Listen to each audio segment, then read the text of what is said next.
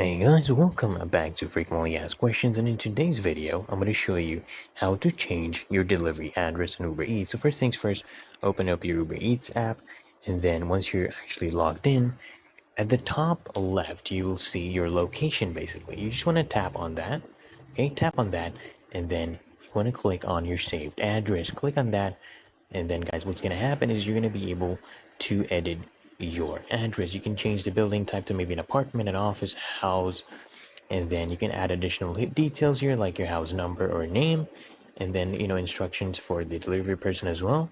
And then you can come here and edit pin if this is not the exact point. For example, I want this to be the exact point. I can come here and click on done. Okay, just press on done, and basically guys, you have now updated your delivery address in Uber Eats. I hope this video helps you out guys, and if it did guys, consider smashing that like button. Of course, make sure you save and continue. Click on save, and until next time guys, make sure to subscribe to Frequently Asked Questions, and I'll see you guys in the next one.